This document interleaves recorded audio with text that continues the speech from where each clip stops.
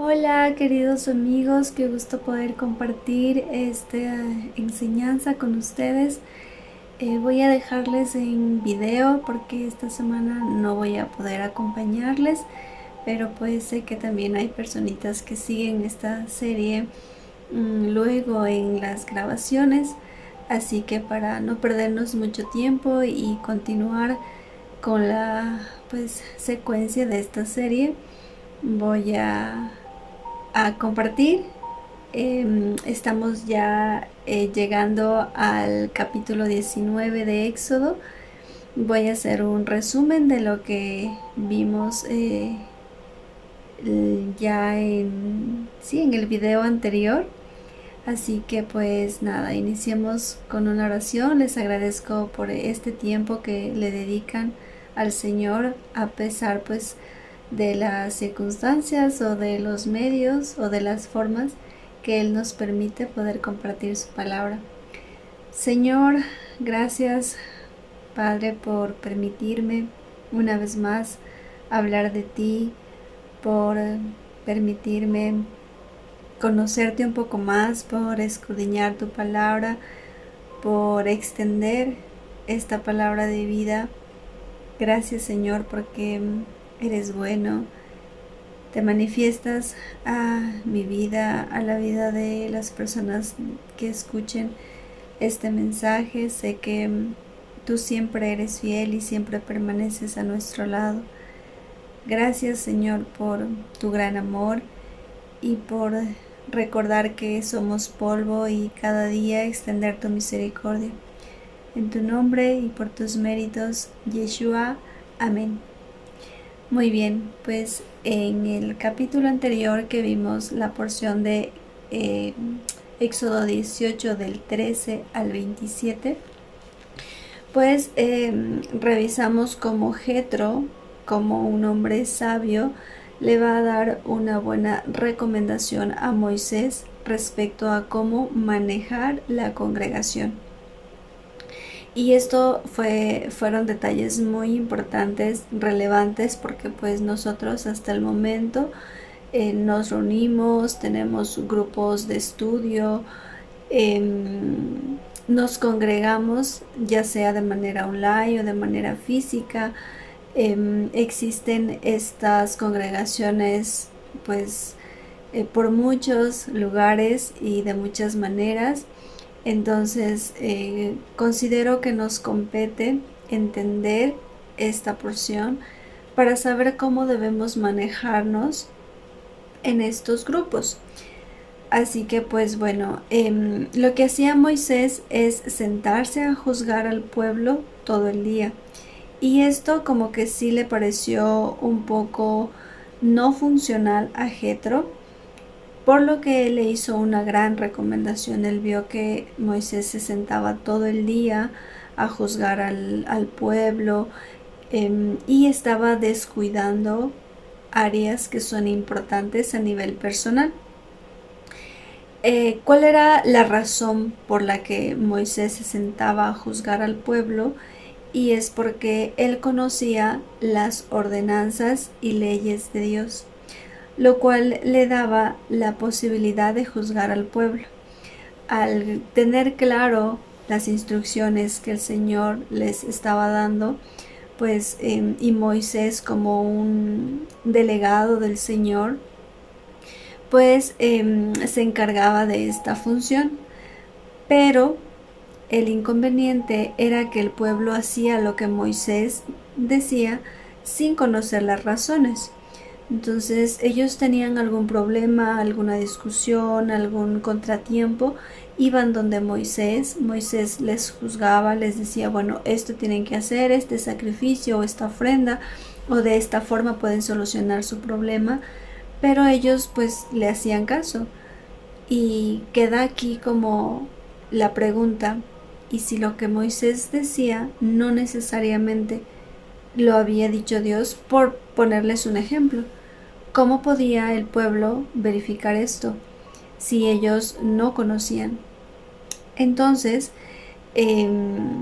pues por esta razón, si tenían problemas, Y si Moisés no estaba o si algo le pasaba, no iban a poder resolverlo porque no conocían el proceso a seguir, no conocían las razones, el fundamento, las bases, solo repetían y seguían lo que Moisés decía.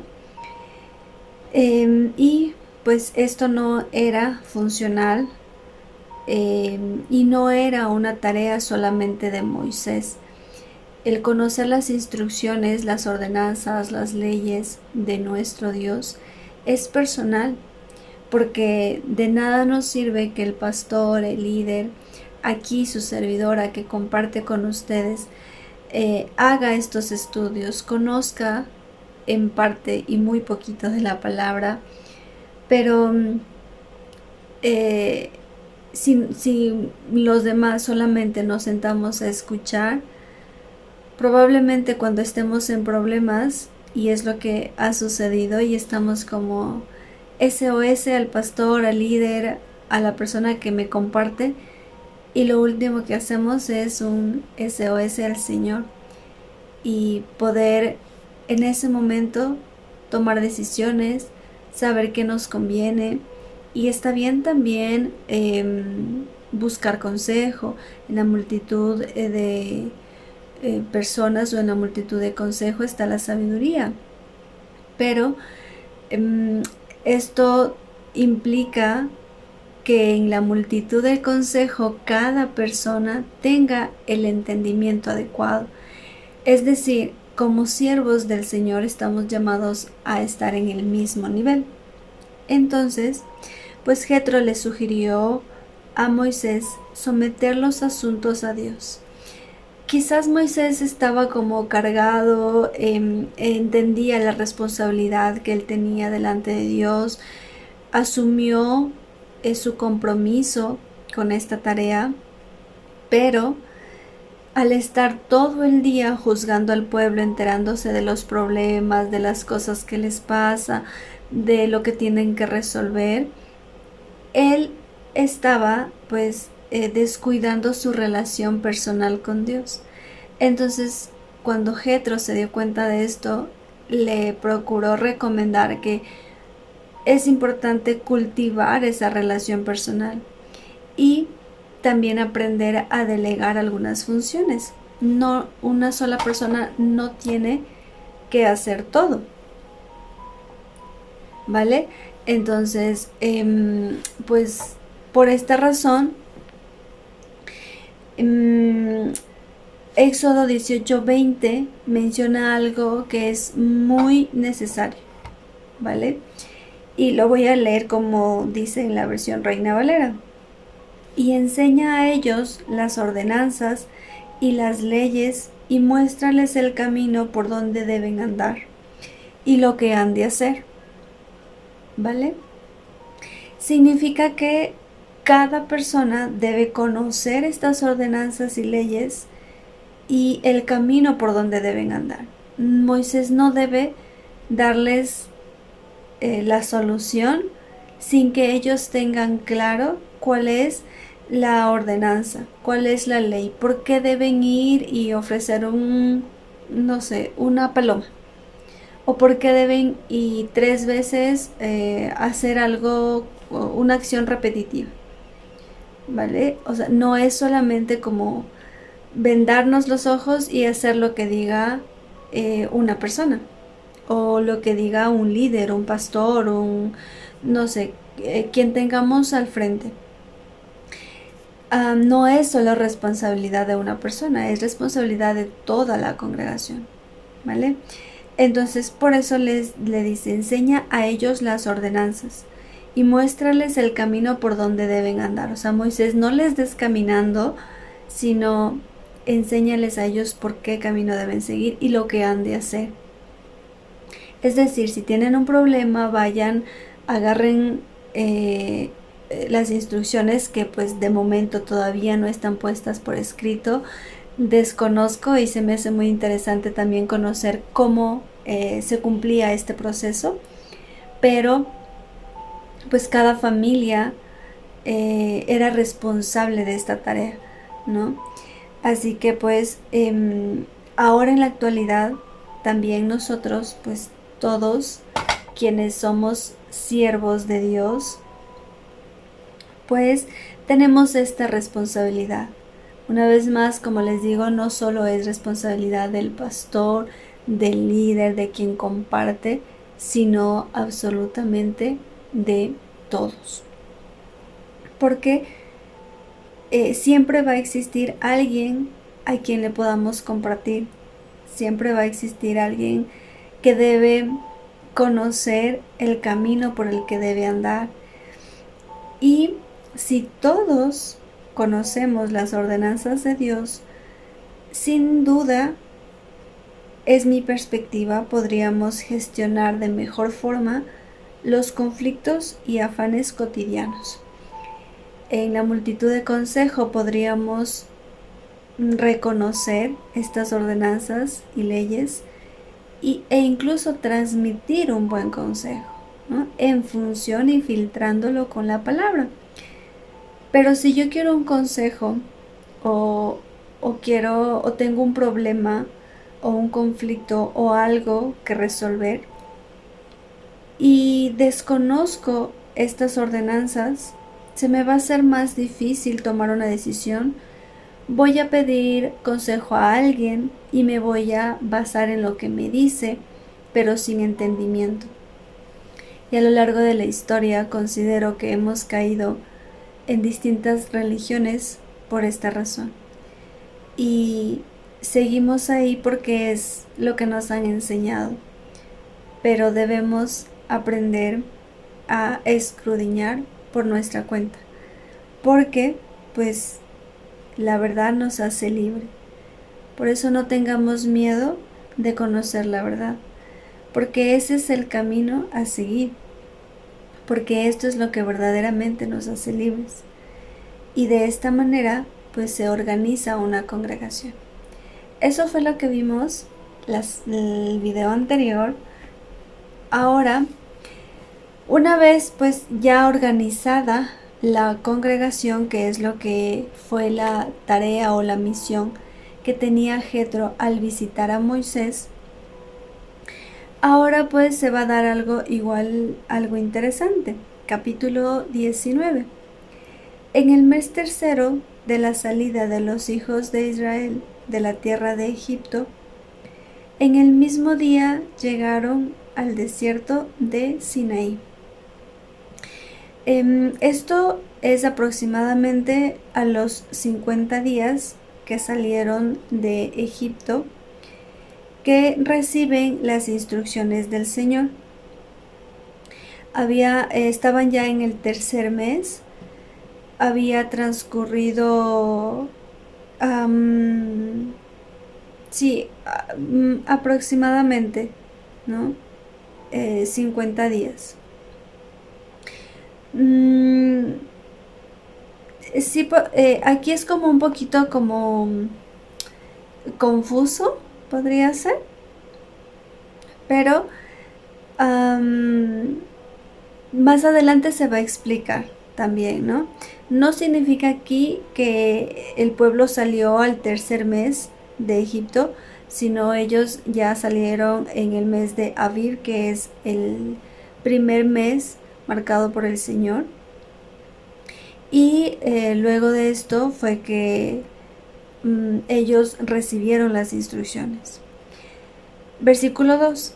Habían salido de Refidim, y bueno, antes de continuar, creo que no sé si ustedes lo tengan claro, pero de mi parte yo tuve esta confusión porque aquí decía en el mes tercero de la salida de los hijos de Israel. Entonces yo dije, no, pero si ellos no salieron al tercer mes. Y pues recuerdo como una amiga de manera muy bonita me lo explicó, y pues ahí logré entender esta parte, ¿no? Dice, versículo 2. Habían salido de Refidim y llegaron al desierto de Sinaí y acamparon en el desierto, y acampó allí Israel delante del monte.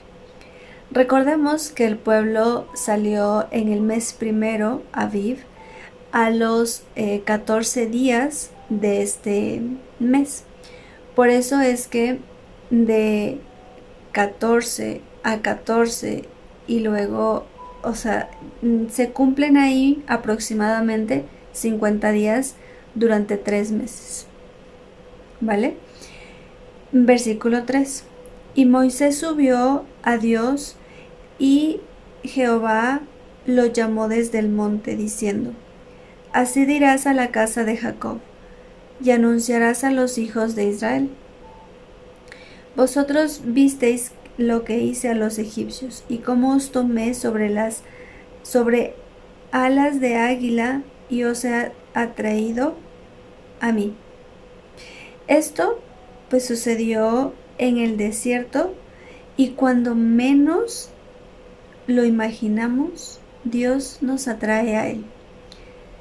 El desierto no es un lugar que nos guste estar ni que exista todas las comodidades del mundo.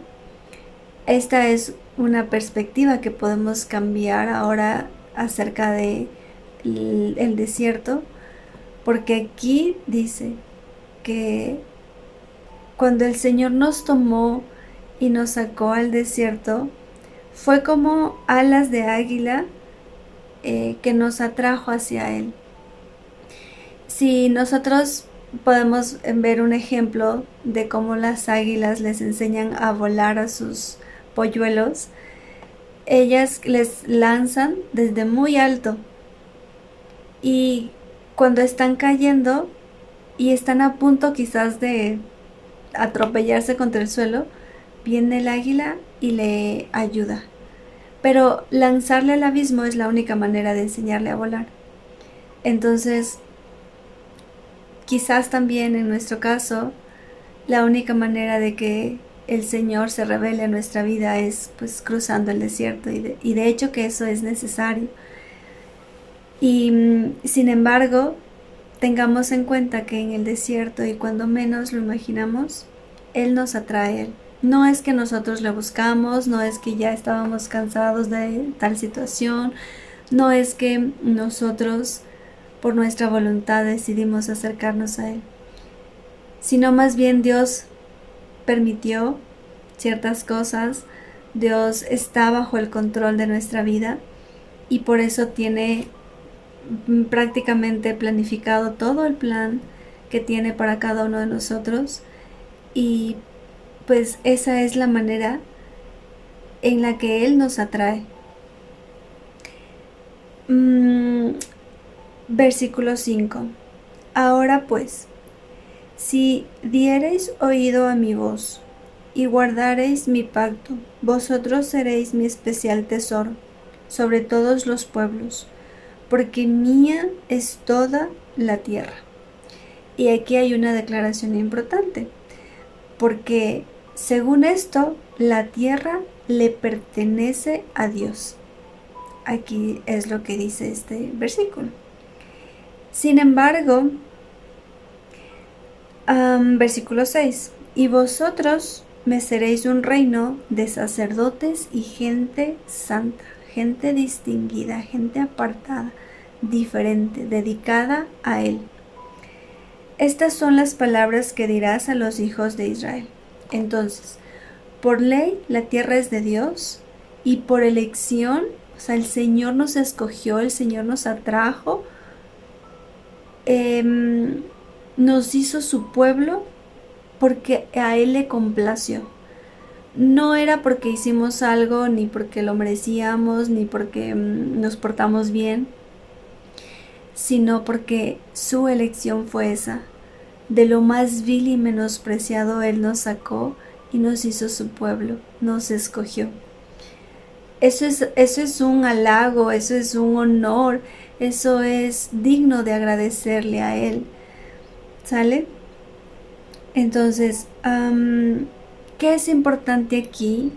Y es tomar en cuenta algunos aspectos, porque dice, bueno, ahora pues, si ustedes escuchan mi voz y guardan mi pacto, ustedes serán mi especial tesoro sobre todos los pueblos.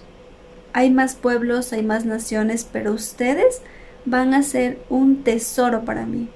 Y creo que podemos identificar lo que representa un tesoro. Entonces, Aquí podemos usar 4 palabras: pausar, meditar, escuchar y ser. Tomen en cuenta estas 4 palabras para poder, en circunstancias de nuestra vida y en lo que quizás queremos entender, pausar, meditar, escuchar y al fin poder ser lo que el Señor nos hizo, de la manera funcional que Él nos quiere. Siempre nos está llamando a escuchar, ¿no? Versículo 7. Entonces vino Moisés y llamó a los ancianos del pueblo y expuso en presencia de ellos todas estas palabras que el Señor le había mandado. Y todo el pueblo respondió a una y dijeron: todo lo que el Señor ha dicho, haremos. Una vez más, ¿no? Sí, Moisés, todo lo que tú digas y lo que el Señor diga, eso vamos a hacer. Y Moisés refirió al Señor las palabras del pueblo. Aquí estaba como intermediario Moisés, ¿no? Entonces el Señor dijo a Moisés: he aquí yo vengo a ti en una nube espesa, para que el pueblo oiga mientras yo hablo contigo, y también para que te crean para siempre. Y Moisés refirió las palabras del pueblo al Señor. Esto fue una manifestación de Dios.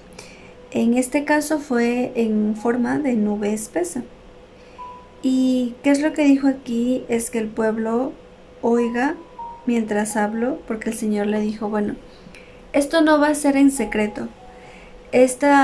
Lo que voy a hablar no es solo para ti, Moisés, ni luego vas a decir el Señor me dijo, el Señor me habló, sino va a quedar constancia, ¿no? Así que no me los puedo presentar así como soy, porque pues se quedarían fulminados, pero me voy a manifestar como una nube espesa. Y el pueblo va a oír cómo hablo contigo, y de esa forma te van a creer. Entonces era una manifestación tremenda del Señor. No logro ni siquiera dimensionar cómo sería esto, porque la sola presencia del Señor es imponente. Entonces, sí, al verlo directamente nos podría fulminar, creo yo, porque Él es majestad, Él es santo, Él es puro. Y por lo menos yo no me considero aún todavía ya en estado perfecto, ¿no? Entonces, versículo 10. Y el Señor dijo a Moisés: ve al pueblo y santifícalos hoy y mañana y laven sus vestidos. ¿A qué se está refiriendo esto? Y es un proceso de tevilá o bautismo, como nosotros lo conocíamos, pero aquí a eso se refiere de santificarlos, de apartarlos, de ponerles una señal, ¿no? De poder consagrar al pueblo, porque somos dedicados a Él. Por eso Él nos santifica, por eso Él nos distingue, nos aparta, nos ha hecho o nos permite reflejar su luz y nos permite ser sal en esta tierra. Entonces, pues el pueblo cumplió con este proceso de tevilá o bautismo y les dijo de esa manera, o sea, el pueblo dijo: sí, vamos a hacer lo que tú digas. Ahora pues muy bien, en función a eso, como señal, por favor laven sus vestidos, santifíquense y estén preparados para el día tercero, porque el tercer día el Señor descenderá a ojos de todo el pueblo sobre el monte Sinaí. O sea, era como un aviso: prepárense. Si nosotros tenemos visitas en nuestra casa, pues nos preparamos para recibirlos, y no como que, bueno, ya vienen y no importa que encuentren la casa como chiquero. No es así, ¿no? Sino más bien nos preparamos, y cuanto más podernos preparar para pues aquí, ¿no? Que el Señor dice que va a descender y que todo ojo lo verá. Hay algo interesante en el capítulo Oseas 6:2, porque aquí dice que se preparen para el día tercero.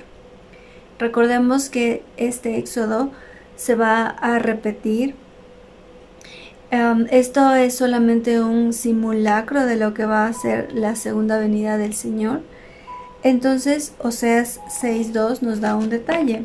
Vamos a ir allá, por favor. Como lo estoy buscando en mi Biblia física, pues sí me lleva un poquito más de tiempo. Oseas 6:2 dice lo siguiente: nos dará vida después de 2 días. En el tercer día nos resucitará y viviremos delante de él. Esto sucedió hace 2000 años. Y dice que el tercer día nos resucitará. Estamos, podría decir yo, ya en ese tercer día. Pero pues todavía faltan cosas que se cumplan, ¿no? Segunda de Pedro 3:8. Vamos para allá. Segunda de Pedro 3:8. Dice: mas, oh amados, no ignoren esto, que para el Señor un día es como 1000 años, y 1000 años como un día. Entonces, si al tercer día dice que nos va a resucitar y estamos ya en el día 3 o en el 3, o sea, como en el milenio, el tercer milenio o algo así. No, eso exactamente no sé cómo explicarlo, pero estuve investigando un poco y pues ya estamos pues en una época en la que podríamos decir que estamos en el tercer día, ¿no? El Señor no retarda su promesa, según algunos la tienen por tardanza, sino que es paciente para con nosotros, no queriendo que ninguno perezca, sino que todos procedan al arrepentimiento. Pero el día del Señor vendrá como ladrón en la noche, en el cual los cielos pasarán con grandes estruendo, y los elementos ardiendo serán deshechos, y la tierra y las obras en ella serán quemadas. Ladrón en la noche más bien es para quienes no conocen a Yeshua y sus instrucciones, las ordenanzas. Por eso es tan importante que cada persona conozca estas ordenanzas. No es tarea solo de una persona, ni de un grupo de personas que está al frente de una congregación. Todos debemos estar parejos, porque el Señor nos busca de manera personal. La salvación es personal, ¿vale? Entonces, y ahora quizás entiendo por qué antes de esto, pues Jetro fue enviado, un descendiente de Abraham fue enviado a organizar la congregación, para que esto, y no existe excusa, ¿no? Y pues aquí en segunda de Pedro menciona, ¿no? No ignoren que un día es como 1000 años y 1000 años como un día. El Señor no retarda su promesa. No es que el Señor no ha cumplido su promesa. No es que el Señor se ha olvidado de nosotros y nos va a dejar aquí. Vamos a estar siempre en esta carne que nos hace pecar. Sino más bien dice que Él es paciente con nosotros. Tanto nos ama, tanto nos tiene compasión, misericordia, que Él espera pacientemente. Él quiere que nadie de sus hijos se pierda. Quiere que todos lleguemos al arrepentimiento. Él es bueno, cada día nos regala su misericordia. Y creo que la paciencia es una cualidad muy interesante y el Señor la tiene, ¿no? Entonces, por eso es que aún, pues, Él no ha venido, pero sin duda viene pronto. Continuando en Éxodo 19:12 dice: y señalarás término al pueblo en derredor, diciendo: Guardaos, no subáis al monte, ni toquéis sus límites. Cualquiera que tocar el monte, de seguro morirá. O sea, el pueblo iba a estar presente, pero hasta un cierto punto. No lo tocará mano, porque será apedreado o asetiado. Sea animal o sea hombre, no vivirá.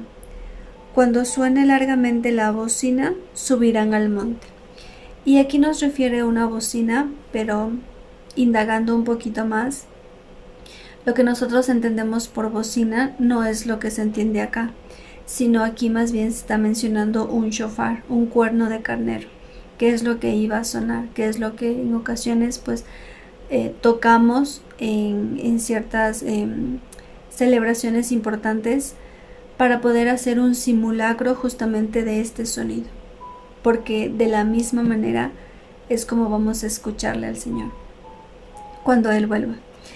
Entonces hacían pues sonar este cuerno de carnero o shofar, y era como la señal, ¿no? Así que tenemos varias señales, tenemos varios como ya opciones que el Señor nos da en cuanto al tiempo en el que Él vuelve, cómo se va a presentar, en dónde se va a presentar.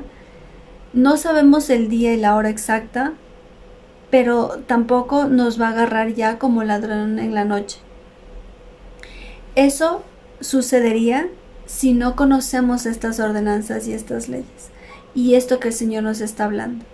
Por eso es importante. Versículo 14. Y descendió Moisés del monte al pueblo y santificó al pueblo y lavaron sus vestidos. En la acción de Bilham. Y dijo al pueblo: estad preparados para el tercer día. O sea, es nuestro llamado estar preparados. No toquen mujer.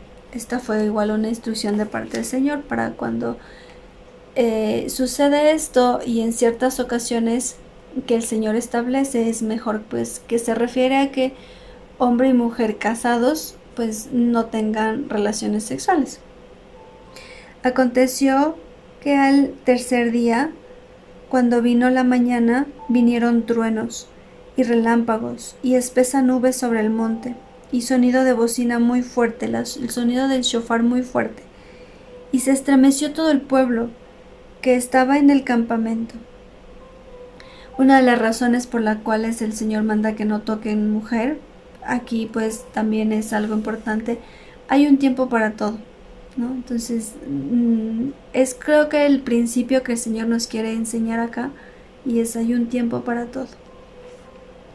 Y la manera en la que Él se presenta es asombrosa, es majestuosa, es como con efectos especiales. No fue como a escondidas, no fue para solo una persona, no fue que el Señor se manifestó y le encargó a alguien que luego ese alguien vaya y les diga a los demás. Esto recuerdo que, por ejemplo, sucedió con Constantino, que dijo: es que el Señor me habló y me mostró que esta es la que va a ser la religión oficial e universal. Él me puso ahí una cruz.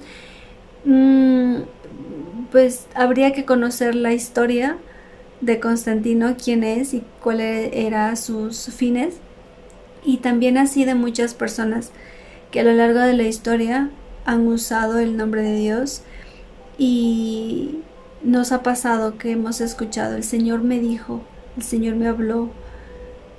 Pero para que esto suceda debería ser como acá, que existan testigos, que exista constancia, que exista algo, porque el Señor no se muestra a escondidas. Él no está en el oscurito, ni está calladito, ni hace las cosas por atrás, ni en secreto. Él es de frente, Él es frontal, Él es sabio, Él es el Rey de Reyes, Él no tiene por qué esconderse de nada. Él se aseguró de que todo al pueblo le conste la presencia de Dios, para que no tengan duda. ¿Sale? Entonces, esto lo que causó en el pueblo es temor y reverencia, que es también una de las razones o principios que debemos tener delante de Dios. Temor y reverencia ante un Dios que si quiere nos aplasta y nos fulmina. pero como Él nos ama, como nos tiene paciencia, como somos sus hijos, como Él nos escogió como su especial tesoro, aún tiene misericordia y nos espera. Y Moisés, versículo 17, Moisés sacó del campamento al pueblo para recibir a Dios y se detuvieron al pie del monte. Todo el monte Sinaí humeaba, había humo, porque el Señor había descendido sobre él en fuego, y el humo subía como el humo en un horno, y todo el monte se estremecía en gran manera. El sonido del shofar o la cuerno de carnero, o aquí menciona la bocina, iba aumentando en extremo. Moisés hablaba y Dios le respondía con voz tronante. O sea, ni qué película de ficción, ni qué efectos especiales de Disney, ni nada de eso. Aquí era real, aquí era el Señor manifestándose con una voz tronante. O sea, dejando claro que Él es el Rey de Reyes. Y descendió el Señor sobre el monte Sinaí, sobre la cumbre del monte, y llamó el Señor a Moisés a la cumbre del monte, y Moisés subió. Este monte está en el territorio de Israel actualmente. No es un monte muy alto. El Señor escogió este monte de manera especial y por ciertas razones. Él tampoco es que su manifestación sea como con ego o con orgullo, sino desde la humildad, desde lo que Él es, desde su esencia. Y aquí no, queda claro que pues no era necesario que el Señor se muestre al 100%, sino se manifieste en una nube espesa con voz tronante, porque queda claro que no podríamos resistir la luz directa de Dios. ¿Por qué no la podríamos resistir? Y es porque nosotros, o por lo menos yo, sí tengo mucha contaminación, sí tengo muchas cosas que pulir, que destruir, que trabajar, y el Señor es santo, entonces no seríamos compatibles. No me sentiría digna, no me alcanzaría para presentarme de manera directa con Él. Por esa razón fue necesario que nuestro Señor Yeshua sea nuestro abogado, nuestro intercesor, y por quien a través de Él Dios nos mire, porque si es directamente, pues por lo menos yo no entro en esta familia, pero por eso todo tiene una razón de ser, ¿vale? Y pues aquí desciende el Señor, sí les explica al pueblo que no traspasen cierto límite, o sea, siempre como resguardando los límites, instruyéndoles desde aquí, ¿no? Porque sus instrucciones son para nosotros un cerco de protección. Y luego les dice también que se santifiquen los sacerdotes que se acercan al Señor, para que el Señor no haga con ellos estrago. O sea, no es por mí, Moisés, o sea, como que el Señor dice, o sea, no es porque yo les quiera molestar o les quiera incomodar o quiero por capricho que hagan esto, sino es porque no van a resistir. O sea, a ustedes les va a hacer daño. No resistirían ver, o sea, la luz directa de Dios. Así que pues aquí también el Señor está pensando, ¿no? En que Él nos ama y quiere lo mejor para nosotros. Entonces, por favor, escuchen y no traspasen los límites. Moisés dijo al Señor: el pueblo no podrá subir al monte Sinaí, porque tú nos has mandado diciendo, señala límites al monte y santifícalo. Y el Señor le dijo: ve, desciende y subirás tú, y Aarón contigo. Mas los sacerdotes y el pueblo que no traspasen el límite para subir al Señor, no sea que haga estrago con ellos. Y aquí algo que me pareció interesante es sí buscar a Dios, y Él es nuestro papá, y Él es nuestro amigo, y Él es todo para nosotros. Pero debemos buscar a Dios y traspasar sus límites, ¿no? Y aquí sería interesante conocer cuáles son sus límites. Porque es como que a veces a nosotros como personas nos pasa, ¿no? Hasta esta línea te permito, de aquí para allá no. Y ponemos esas ciertas barreras, ¿no? Y el Señor tiene sus límites también. No contrarios, ni es como porque Él se crea superior, sino como reverencia, como acción de temor a Dios y de un orden que Él está estableciendo. Entonces sería muy interesante cuestionarnos cuáles son estos límites para no traspasarlos y así podernos acercar a Dios. Entonces Moisés descendió y se lo dijo al pueblo.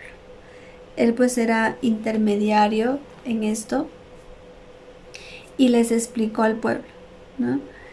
Voy a conversar y hablar y el Señor nos va a decir algo. Ustedes no pueden ir hasta arriba porque sufrirían estrago. Yo voy a ir, regreso y les digo lo que el Señor me habló. Pero ya el Señor se había manifestado para todos, con estruendos, con voz tronante, con el shofar. Él no es que solamente Moisés vio esto, fue para todo el pueblo. De esta manera, pues tenemos como aproximadamente 3 millones de testigos que Dios existe, que Dios es real, que no es un cuento, que no es que alguien se inventó y lo impuso y las demás personas, por no conocer las ordenanzas, van y siguen lo que les dice. Eso no sería correcto, no estaría bien, porque nos daña a nosotros. Y bueno, nos quedamos hasta aquí, concluimos de esta manera. Ha sido un capítulo corto, pero lo vamos a cerrar para poder continuar la siguiente próxima vez que nos veamos. Les envío un fuerte abrazo, que Dios nos guarde y nos permita